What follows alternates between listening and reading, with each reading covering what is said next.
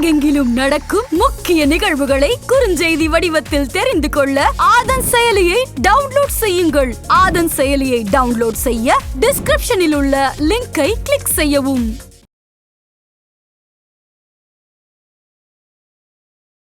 இந்த கலவரம்னா இது நேத்தோ முந்தா நேத்தோ இல்லை ஒரு வாசமோ இந்த கலவரம் இது ரொம்ப நாளாக இருக்கிறதா கொந்தளிச்சா இப்போ வந்துருக்கு. அவங்களும் ஒரு லேடி இவங்களும் ஒரு லேடி, அவங்கள கண்டிப்பாக அவங்க ட்ரீட்மெண்ட் போக விட்டுருக்கலாம். ஒரு டெரரிஸ்ட் மாதிரி நடத்திட்டாங்க. உள்ள வராம தடுக்கிறதுக்கு நிறைய பாதைகள் அமைக்கிறது, குழி வெட்டினது, அவங்க மேல துப்பாக்கி சூடு நடத்தினது, ப்ரொட்டஸ்டன் பண்ணும்போது எல்லாம் பண்ணும்போது அது வந்து அவங்க வந்து ரிசைன் பண்ணிட்டு தான் வந்திருக்கிறாங்க. இவரை வந்து கைப்பற்றதுக்கு அவங்களோட ஆர்மி வந்து நம்மளை வந்து அட்டாக் பண்ணாங்க. இந்தியன் கிட்ட இருக்கிற குவாலிட்டி அது யாராக இருந்தாலும் சரி. முக்கிய தகவல்களை உடனுக்குடன் தெரிந்து கொள்ள ஆதன் செயலியை டவுன்லோட் செய்யுங்கள். டவுன்லோட் லிங்க் டிஸ்கிரிப்ஷனில் உள்ளது. ஆதன் நியூஸ் நேயர்களுக்கு வணக்கம். இன்றைய நேர்காணலில் நம்மோடு இணைந்திருக்கிறார் ஓய்வு பெற்ற ராணுவ அதிகாரி கர்னல் ஜான் பிரின்ஸ் அவர்கள். வாருங்கள் பேசுவோம். வணக்கம் சார். வணக்கம். வணக்கம் கவிதா. நல்லா இருக்கீங்களா? நல்லா சார். சமீபத்தில் பார்த்தீங்கன்னா, சமீபத்தில்னு சொல்றதால இப்போ நடந்துகிட்டு இருக்கிற ஒரு மிகப்பெரிய ஒரு விஷயம் என்னன்னா, நம்மளுடைய அண்டை நாடு பங்களாதேஷில் ஒரு மிகப்பெரிய ஒரு புரட்சி வந்து ஏற்பட்டிருக்கிறது. ஒரு மாணவர் புரட்சி வந்துட்டு இன்னைக்கு பார்த்தீங்கன்னா அந்த ஆட்சியே வந்து கவிழக்கூடிய ஒரு நிலைமையில தான் இருக்குது. கவிழ்ந்தாச்சு. அவங்களுடைய அதிபர் வந்துட்டு நம்ம இந்தியாவுக்கு வந்து தஞ்சம் புகுந்திருக்காங்க. இந்த அளவுக்கு ஒரு புரட்சி ஏற்படுறதுக்கு பின்னணி என்ன சார்? யார் தூண்டி விட்டுருப்பாங்க? எதனால் இப்படி நடக்குது? நல்ல கேள்விமா. வந்து இந்த இதுக்கு மெயின் காரணம் வந்து அவங்களோட ஆட்சியோட மிஸ்மேனேஜ்மெண்ட்டுன்னு கூட சொல்லலாம். அதுதான் மெயின் காரணம். ஆனால் ஒருத்தர் தப்பு பண்ணால் அந்த தப்புக்கு வந்து சப்போர்ட் பண்ணுறவங்க நிறைய பேர் இருக்கிறாங்க. அது எல்லாருமே கழுகு மாதிரி ஒருத்தர் வேர்ல்டு லீடர்ஸ் வந்து தப்பு பண்ணுறதை பார்த்துட்டு அவங்களுக்கு எகென்ஸ்டாக இருக்க கண்ட்ரிஸ் வந்து அதை யூஸ் பண்ணுவாங்க. ஸோ பின்னணி என்னென்னா எல்லாத்துக்கும் தெரிகிற மாதிரி ரிசர்வேஷன், மாணவர்களுக்கு ரிசர்வேஷன் கொடுக்குறத அதுதான் மெயின் இது. ஆனால் அது கூட அன்எம்ப்ளாய்மெண்ட் வந்து ரைஸ் ஆகிட்டே இருந்தது. ஆஃப்டர் கொரோனா இல்லை, அன்எம்ப்ளாய்மெண்ட் வந்து ஜாஸ்தி ஆக ஆக அந்த ரிசர்வேஷன் 30% ரிசர்வேஷன் நம்ம எங்கேயும் ஜென்ரலாக கேள்விப்படுறதில்ல. 5%, 10% இருக்கும். இவங்க ஏன் 30% பண்ணாங்கன்ட்டு நம்மளுக்கு தகவல் இல்லை. ஸோ வந்து அந்த நாட்டோட சுதந்திரத்துக்காக போராடினவங்க அப்படின்றதுனால அந்த தியாகிகளுடைய வாரிசுகளுக்கு கொடுத்துருக்காங்க. அதுதான் நான் வரேன். நான் அந்த 30% ரிசர்வேஷன் எதுக்குமே கொடுக்கக்கூடாது. ஜென்ரலாக அவங்க வந்து 30% ஃபிகர் செட் பண்ணது எனக்கு சரியாக தோணல. ரெண்டாவது ரீசன் எதுக்கு அவங்க கொடுத்தாங்கன்ட்டு. ஸோ தாழ்த்தப்பட்டவங்க இல்லை ஒரு ஜாதி மதம் அப்படின்னு கொடுத்தாலும் ஓரளவுக்கு அவங்க அக்செப்ட் பண்ணியிருக்கலாம். ஆனால் அந்த 1971 வாரில் யார் யார் பார்ட்டிசிபேட் பண்ணாங்களோ அவங்களோட வார்ட்ஸுக்கு சில்ட்ரன் கொடுக்கும்போது அது வேற ஒரு ஆங்கிளாக காமிக்குது. இதில் வந்து ஒரு பக்கம் நம்ம பார்க்கலாம், பங்களாதேஷோட லிபரேஷன் வார்க்காக அவங்க போகிற ஃப்ரீடம் ஸ்ட்ரகிளுக்காக கொடுத்தாங்க அப்படின்னு சொல்லிக்கலாம். ஆனால் அண்டை நாடுகள்ன்றப்போ பாகிஸ்தானுக்கு இன்றைக்கி வரைக்கும் அவங்களோட ஃபீலிங்ஸில் ஒரு முள்ளாக இருக்கிறது இந்த வார். அவங்களோட நாட்டை நம்ம பிரிச்சிருக்கோன்ட்டு. அப்படி இருக்கும்போது ஒரு இந்தியாவுக்கு அவங்க சப்போர்ட் பண்ணுற மாதிரியும் ஒரு ஃபீலிங்கு இங்கேயோட அங்கே ஜாஸ்தி மனசில் கொந்தளிப்பு ஆயிருக்கும்னு எனக்கு தோணுது. ஸோ அதனால அவங்க இதை வந்து ஒரு தூண்டி விட்ருக்காங்க. இப்போ இதோட நேச்சர் பார்த்திங்கன்னா 30% இவங்க பண்ணாங்க. அங்கே இருக்க சுப்ரீம் கோர்ட் இன்டர்ஃபியர் பண்ணி 5% பண்ணிட்டாங்க. பண்ணோன்னா 5%னா பரவாயில்லன்னு விட்டுறலாம் இல்லை. அது விட்டு அந்த போய் 2 மணி நாள் பீஸ்ஃபுல்லாக இருந்ததுக்கப்புறம் 2 ஆகஸ்ட்டுக்கு திருப்பியும் எல்லாரும் மாணவர்கள்லாம் ரோட்டுக்கு வந்து இவங்களோட ரெசிக்னேஷன் கேட்டாங்க. அதுக்கும் இதுக்கும் ஒரு சம்மந்தம் இல்லைன்ட்டு நான் சொல்லலாம். சம்மந்தம் இருக்குது ஆனால் இல்லை அப்படின்னு கூட சொல்லலாம். அவங்க ஒரு போராட்டத்துக்கு அவங்களுக்கு ஒரு சொல்யூஷன் கிடச்சிருச்சு. அவங்க இல்லைன்னா அவங்க சொல்லலாம் 5% அவங்க 0% பண்ணணும் அப்படின்னு கூட கேட்கலாம். அப்படி கேட்காம டோட்டலாக வேறு அஜெண்டா பண்ணாங்க. இந்த அஜெண்டா வந்து நான் எப்படி பார்க்குறேன்னா, அவங்களுக்கு எதிராக இருக்கிற நாடுகள் பாகிஸ்தான், சைனாவாக கூட இருக்கலாம். ஏன்னா சைனா கூட அவங்களுக்கு ஃப்ரெண்ட் ரிலேஷன்ஷிப் தான் இருந்தது. ஆனால் இந்தியா கூட இருக்கிற மாதிரி இல்லை. ரெண்டாவது சைனா வந்து அவங்களோட சைனாவோட எக்கனாமியை வந்து கைப்பற்றுச்சு. எப்படி பங்களாதேஷ் இவ்வளோ முன்னுக்கு வந்தது அப்படின்னு பார்த்தீங்கன்னா, அந்த கொரோனா டைமுக்கு அப்புறம் சைனா கிட்டேருந்து எல்லா பிஸ்னஸ் எல்லாம் மற்றவங்க வேர்ல்டு கண்ட்ரிஸ் கொடுக்காமல் இருந்தது. அந்த பிஸ்னஸ்லாம் இந்தியாவுக்கும் பங்களாதேஷ்க்கும் மற்ற சவுத் ஏஷியன் நாடுகளுக்கு வந்தது. அதனால தான் பங்களாதேஷோட எக்கானமி நல்ல மேலே போச்சு. ரீசெண்டில் ஒரு 4-5 வருஷம் ரொம்ப இம்ப்ரூவ் ஆச்சு. அதனாலேயும் சைனா எதுலேயுமே டைரெக்டாக இன்வால்வ் ஆகாது. பாகிஸ்தான் மூலமாக பண்ணியிருக்கோம். அவங்க இதில் வந்து அவங்க 2 பேரும் அவங்க ஹேண்ட் இல்லாமல் அவங்க வந்துட்டு இந்த ஒரு உள்நாட்டு பிரச்சனை வந்து நடந்துகிட்டு இருக்குங்க சார். இப்போ பார்க்க போனீங்க அப்படின்னா ஒரு ரிசர்வேஷனுக்காக எதிர்த்து மாணவர்களும் அங்கே இருக்கிற ஒரு அமைப்பினரும் வந்து போராடிக்கிட்டு இருக்காங்க. இதில் சைனாவும் பாகிஸ்தானும் ஏன் தூண்டி விடணுமோ, அவங்க தூண்டி விட்டு இந்த சண்டை வரணும்னு ஏதாவது இருக்கா? அவங்க தூண்டி விட்டல. அதுதான் நான் ஃபஸ்ட்டு ஸ்டார்டிங்கில் சொன்ன மாதிரி உள்ளே இருக்க கலவரத்தோட கழுகுமாய் பார்த்துட்டு இருக்காங்க சொல்கிறேன். எப்பொழுதுமே பாகிஸ்தானுக்கு பங்களாதேஷ் எதிரில் ஒரு கண் இருக்கும். ஏன்னா அங்கேருந்து லிபரேட் ஆனது. அதனால இந்த நேரத்தில் அவங்க அந்த ஆப்பர்ச்சுனிட்டி யூஸ் பண்ணி அவங்க இந்த கலவரத்தை உண்டாக்குனாங்க. ஏன்னா அங்கே வந்து சைனாக்கு ஏன் இருக்குது, அங்கே ஒரு அன்ஸ்டேபிள் கவர்மெண்ட் இருந்தால் பங்களாதேஷ்க்கும் இந்தியாவுக்கும் நிறைய பார்டர் இருக்குது. இப்போ பார்த்தீங்கன்னா மிலிட்ரி கவர்மெண்ட் அங்கே வந்துருச்சு. இந்த கவர்மெண்ட் வந்து வேற ஹசீனா கவர்மெண்ட் வந்து இந்தியாவுக்கு ரொம்ப ஃபேவரபுளாக இருந்தது. இப்போ வரும்போது அவங்களுக்கு இப்போ இந்தியாவும் டீஸ்டபிளைஸ் பண்ண மாதிரி இன்டைரக்டாக பண்ண மாதிரி சைனாக்கு அந்த இது இருக்குது. இந்த மாதிரி தான் ஜியோ பாலிட்டிக்ஸ் வந்து மூவ் ஆகும். டைரெக்டாக நம்ம பார்க்குற மாதிரி நடக்காமல் பின்னால் நிறைய டிப்ளமசி எல்லாம் கிட்டத்தட்ட 20 வருஷம் வந்து அவங்க வந்து அங்கே பிரதமராக இருந்திருக்கிறாங்க. பெரும்பான்மை ஓட்டுகள் பெற்று தான் வந்து ஜெயிச்சிருக்காங்க. சமீபத்தில் நடந்த தேர்தலில் கூட அவங்க பெரும்பான்மையான ஓட்டு வித்தியாசத்தில் தான் ஜெயிச்சு மீண்டும் வந்து பிரதமராக இருக்காங்க. கிட்டத்தட்ட 20 வருஷம் நீண்ட கால ஒரு பிரதமராக வந்து இருந்திருக்கிறாங்க. அப்படி இருக்கும்போது அவங்க ஓகே மக்கள் சொன்ன கோரிக்கை எல்லாமே அவங்க ஏற்றுக்கிட்டாங்க. 30% வேணான்னு சொன்னோன்னே ஒரு 5% குறைக்கப்பட்டது. அதையும் தாண்டி இவ்வளவு கிளர்ச்சி இருக்குது, அந்த ஆட்சியை கவிழ்த்தே ஆகணும் அப்படின்னு சொல்லிட்டு பண்ணும்போது உண்மையிலேயே நீங்கள் சொன்ன மாதிரி ஒரு பாகிஸ்தான் சீனாவுடைய ஒரு தலையீடு உள்ள இருந்தாலும் இந்த தலையீட்டினால இந்தியாவுக்கு எதுவும் பாதிப்பு வருமா சார்? கண்டிப்பாக வரும்.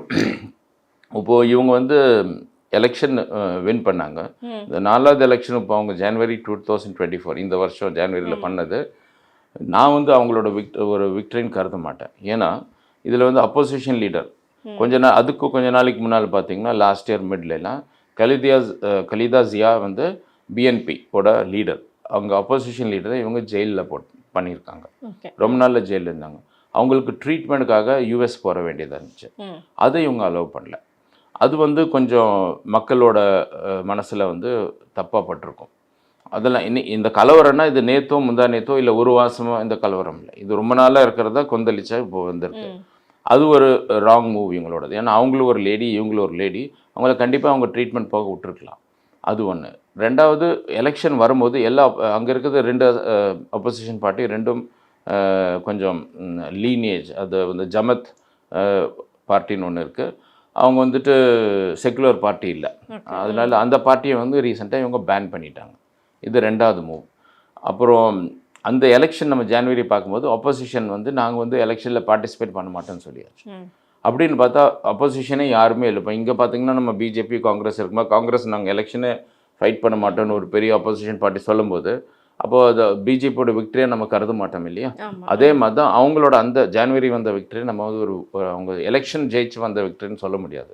அப்படின்றப்போ ஜனவரிலேருந்து இன்றைக்கி ஆகஸ்ட் வரைக்கும் அவங்க கவர்மெண்ட் வந்து மக்களோட சப்போர்ட்டிவாக இல்லை மக்களாக தேர்ந்தெடுக்கப்பட்ட ஆட்சின்னு நம்ம சொல்கிறதும் கொஞ்சம் தவறாக கூட இருக்கலாம்.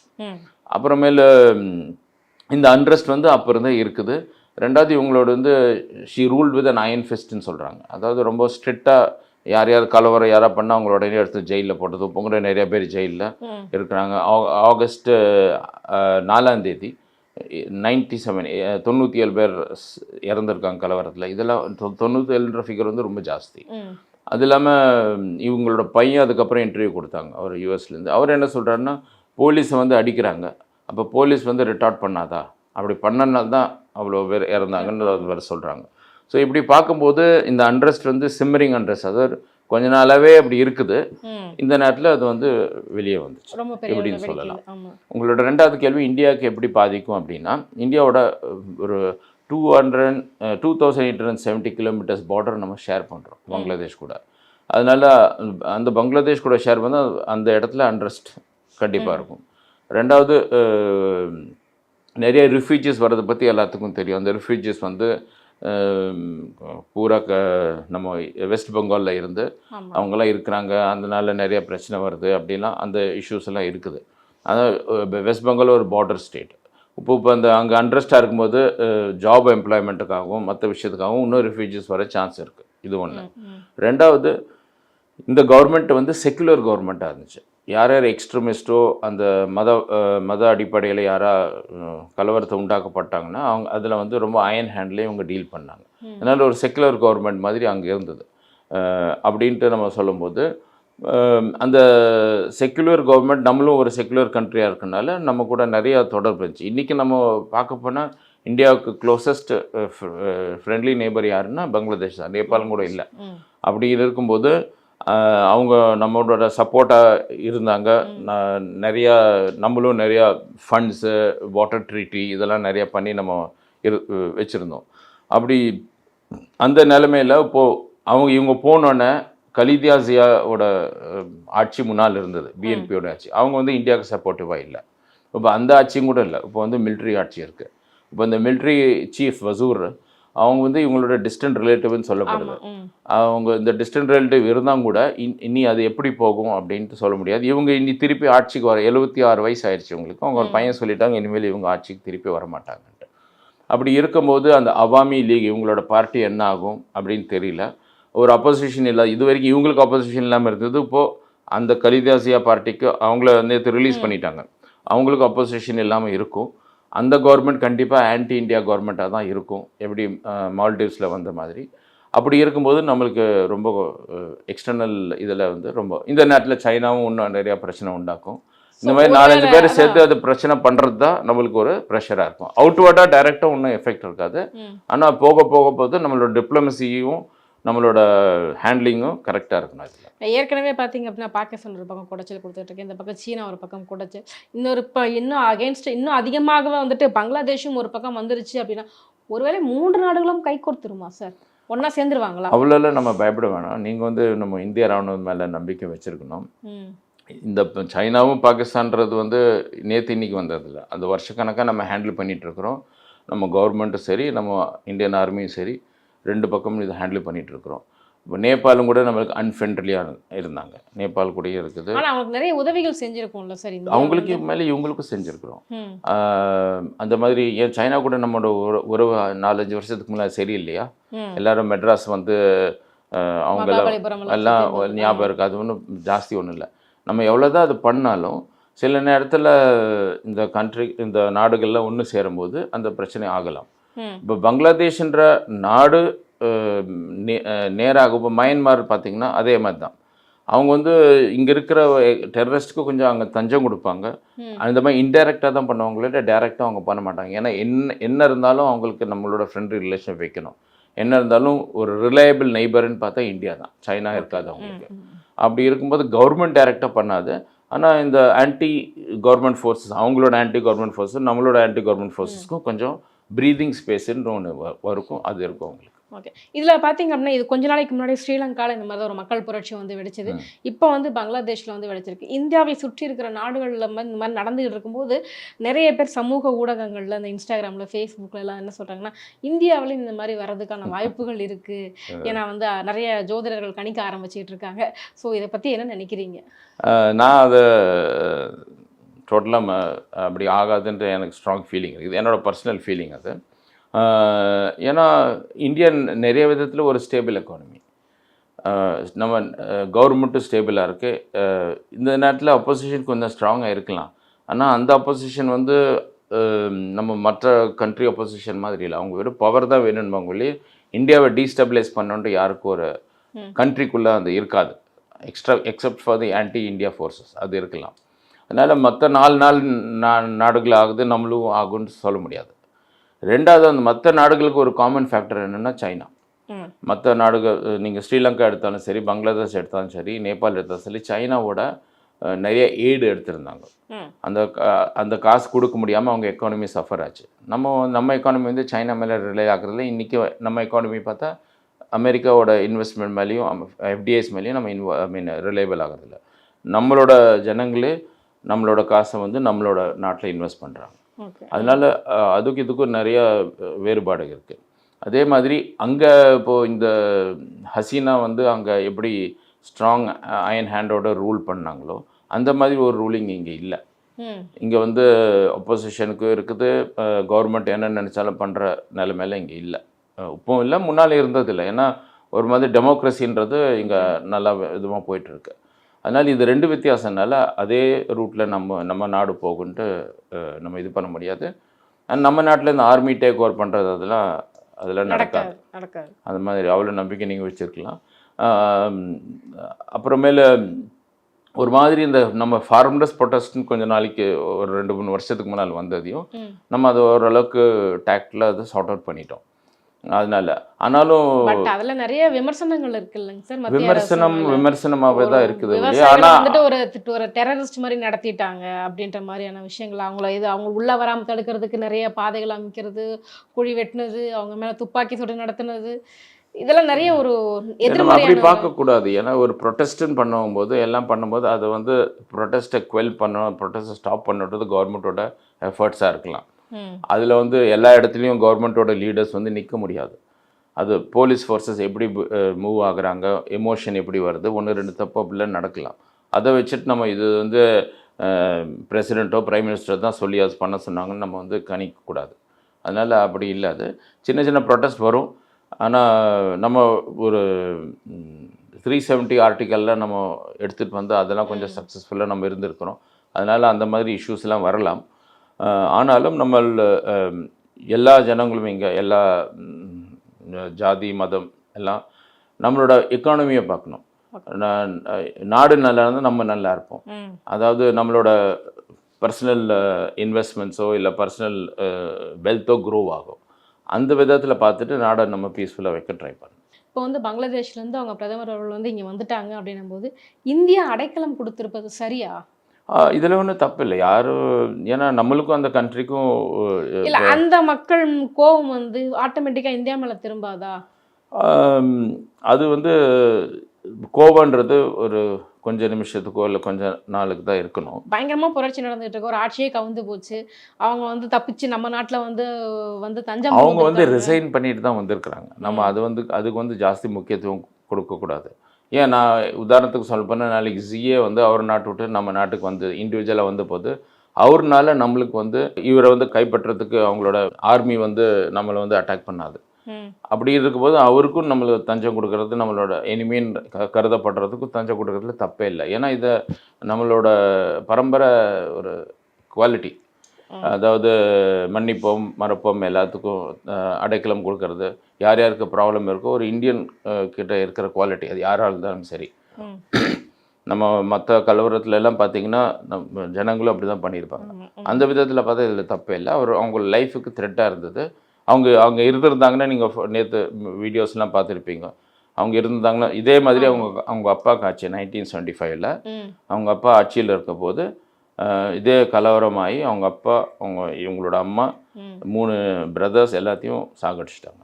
அதனால் இந்த நேரத்தில் லீடர்ஸ் வந்து அந்த இடத்த விட்டு வர்றது தான் நம்ம மற்ற நாடுகள் எல்லாம் ஆகுது. அசைலம்னு சொல்லுவோம், அது எடுக்கிறதுல தப்பே இல்லை, அசைலம் கொடுக்கலாம். இதே மாதிரி நம்ம ஸ்ரீலங்காவுக்கும் கொடுத்துருந்தோம். டெம்ப்ரரியாக அவங்க வந்து அப்புறமேல வேறு நாட்டுக்கு போயிடுவாங்க. அதே மாதிரி இவங்களோட பையன் வந்து யூஎஸில் இருக்கப்பல பொண்ணு வந்து இவங்களோட பொண்ணு ஏன் இங்கே வர்றதுக்கு ஒரு காரணமாக கூட இருக்கலாம்னா டெல்லியில் இவங்க பொண்ணு WHO வேலை செய்கிறாங்க. ஸோ அதனால் அவங்க பொண்ணு வீட்டுக்கு கூட வந்து அவங்க வீட்டில் தான் மோஸ்ட்லி இருப்பாங்க. ஆனால் கொஞ்சம் பாதுகாப்பு கொடுக்கணுன்றதுக்காக ஒரு பாதுகாப்பான இடத்துல வச்சுருப்பாங்க. அந்த இடத்த சொல்லவும் மாட்டாங்க. இது கொஞ்ச நாள் இருக்கலாம். அப்புறம் இவங்க யூகேக்காக அசைலம் கேட்டிருக்காங்க. அப்போ அங்கே யுனைடெட் கிங்டம் போனால் அங்கே போனால் அப்போ அங்கே இருக்கிற ஜனங்கள்லாம் போய் அதனால் கொஞ்ச நாளைக்கு அந்த அவங்களுக்கு கோபமாக தான் இருக்கலாம். ஆனால் அவங்க கோபம் தெரிஞ்சிருக்கு, ஏன்னா அவங்க ஆட்சி விட்டு போயிட்டாங்கன்ற கோபம் தெரிஞ்சிருக்கலாம். அதனால் அது அப்படி ஒரு பெரிய ஆங்கிள் கொடுக்க தேவையில்லை. இப்போ சீனா வந்து இந்த பங்களாதேஷோட இந்த பிரச்சனைக்கு பின்னாடி சீனாவும் பாகிஸ்தானும் இருக்கலாம் அப்படின்னா அடுத்து சீனா என்ன மூவ் பண்ணுவாங்கன்னு நினைக்கிறீங்க? சீனா வந்து அந்த கவர்மெண்ட்டுக்கு அந்த இப்போ இருக்கிற மிலிட்ரி கவர்மெண்ட்டு எந்த கவர்மெண்ட்டுக்கு ஃபுல்லாக சப்போர்ட் கொடுப்பாங்க, லோன்ஸ் கொடுப்பாங்க. அந்த லோன்ஸ் கொடுத்து நான் உங்களுக்கு கடன் கொடுக்குறேன், நீங்கள் வந்துட்டு இதை வந்து யூஸ் பண்ணுங்கள், அந்த கண்ட்ரி டெவலப் பண்ணுங்கள் அப்படி சொல்லிவிட்டு ஸ்லோலி எக்கனாமிக்கெலாம் அவங்கள கைப்பற்ற பார்ப்பாங்க. ஸ்ரீலங்காக்கு நடந்த மாதிரி அந்த மாதிரி ட்ரை பண்ணுவாங்க. அது நடக்குமா என்னன்னு அங்கே இனிமேல் வர லீடர் கையில் இருக்குது அது எப்படி. ஆனால் கண்டிப்பாக இனிமேல் யார் வந்தாலும் அவங்க ப்ரோ இந்தியாவாக இருக்க மாட்டாங்க, ஆன்டி இந்தியாவாக தான் இருப்பாங்க. ஆன்டி இந்தியா இருக்கும்போது ஒரு லீனிங் அவங்க இருக்கும், இந்தியாவுக்கு எதிரான சைனா கூட அப்படின்ற ஒரு லீனிங் இருக்கும். இப்போ நிறைய கண்ட்ரிஸ் வந்து சைனா கூட போகிற மாதிரி தெரியுது, அப்படி ஒரு பிம்ப பந்தத்தை ஏற்படுத்திட்டு இருக்காங்க. ஏற்கனவே பார்த்தீங்க அப்படின்னா ஸ்ரீலங்கா, இப்போ வந்து பங்களாதேஷ் போனாலும் வாய்ப்புகள் இருக்குது அப்படின்ற மாதிரி. இந்த சூழ்நிலையில் இந்தியா செய்ய வேண்டியது என்ன சார்? என்ன செஞ்சால் கரெக்டாக இருக்கும்? அதையும் நான் வந்துட்டு இப்போ 2-3 போன வாரம் மால்டிவ்ஸ் அவர் ஸ்டேட்மெண்ட் கொடுத்துருந்தாரு. இந்த மாதிரி இந்தியாவுக்கு எகெயின்ஸ்ட் இந்தியாவை வெளியே போகணும்னு சொல்லிட்டு இருக்கப்போ இந்தியா எங்களை ஹெல்ப் பண்ணிச்சு அப்படின்னு சொன்னாங்க. எப்போதுமே கலவரம், இந்த சுனாமி, இந்த மாதிரி விஷயத்தில் இந்தியா முன்னுக்கு நிற்கும் ஹெல்ப் பண்ணுறதுக்கு. ஸோ இது ஒரு பக்கம் அதை வச்சிடலாம். நீங்கள் என்ன சொல்கிறீங்கன்னா, இவங்கெல்லாம் வந்து நேபாள் இப்போ சின்ன கண்ட்ரியாக இருந்தாலும் பெரிய கண்ட்ரியில் அவங்களும் ஒரு கேம் வைப்பாங்க. இப்போ இந்தியா கிட்ட எதாவது வாங்கினோன்னா சைனாக்கிட்டையும் கேட்பாங்க. அவங்கக்கிட்ட நீங்கள் கொடுக்கலன்னா நான் அங்கே போய் கேட்டுக்குவேன்ற மாதிரி ஒரு சிச்சுவேஷன் இப்போ வைப்பாங்க. ஆனால் அதையும் நம்ம பெருசாக எடுத்துக்கூடாது.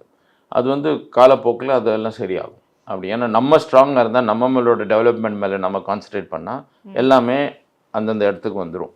அதனால் அவங்க யாருமே எப்போ அவங்களோட சேர்ந்து போகிறாங்கன்னு சொல்லும்போது அவங்க வெப்பன்ஸ் சப்ளை பண்ணால் தான் அப்படி இருக்குது. அப்படின்றப்போ நம்மளும் கொஞ்சம் வெப்பன்ஸ் வந்து சப்ளை பண்ணுறோம். சப்ளைன்னு சொல்ல முடியாது, விற்கிறோம் சவுத் ஈஸ்ட் ஏஷியன் கண்ட்ரீஸ்க்கு.